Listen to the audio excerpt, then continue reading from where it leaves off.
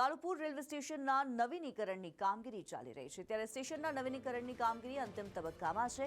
Platform 8 અને 9 પરથી train સેવા શરૂ કરવામાં આવી છે। 510 મેટ્રિક ટન સ્ટીલના ઉપયોગથી આ પ્લેટફોર્મ બનાવવામાં આવ્યું છે।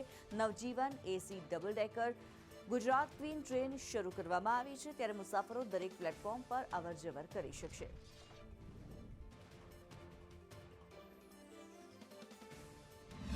સૌથી મોટા કાલુપુર રેલવે સ્ટેશન કે જ્યાંથી અલગ અલગ રાજ્યમાં ટ્રેનો સરળતાથી મળી રહે છે અને તે જ રેલવે સ્ટેશનને નવતર બનાવવા માટેનો રીડેવલપમેન્ટની કામગીરી છે તે તાત્કાલિક ધોરણે હાથ ધરવામાં આવી હતી અને તાબડતોડ કામગીરી પણ કરવામાં આવી રહી છે। જ્યારે અમદાવાદના રેલવે સ્ટેશનના પ્લેટફોર્મ નંબર 8 અને 9ની કામગીરી પૂર્ણ થઈ ચૂકી છે જ્યારે ટ્રેન સેવા પણ શરૂ કરી દેવામાં આવી છે। મહત્વનું છે કે અમદાવાદ રેલવે સ્ટેશનના નવનિર્માણ કાર્યને લઈને પ્લેટફોર્મ નંબર 8 અને 9 પર બ્લોક મુકાતા ગુજરાત ક્વીન સહિત અન્ય મુખ્ય ટ્રેનોને પણ અન્ય વૈકલ્પિક સ્ટેશનો પર સ્થળાંતર કરાઈ હતી ત્યારે હવે 70 દિવસ બાદ 4800 ઘન મીટર કોન્ક્રીટ 510 મેટ્રિક ટનનો સ્ટીલનો ઉપયોગ કરીને બંને પ્લેટફોર્મના સ્ટ્રક્ચરનું કામ પણ પૂરું કરી દેવામાં આવ્યું છે અને ટ્રેનો હવે રાબેતા મુજબ અહીંયાથી શરૂ કરવામાં આવી છે જેમાં નવજીવન AC double decker Gujarat queen સહિતની મુખ્ય ટ્રેનો ફરીથી પ્લેટફોર્મ પર દોડતી નજરે પડી રહી છે એટલે કે પેસેન્જરોને જે હાલાકીનો સામનો કરવો પડતો હતો જે દોડધામ કરવી પડતી હતી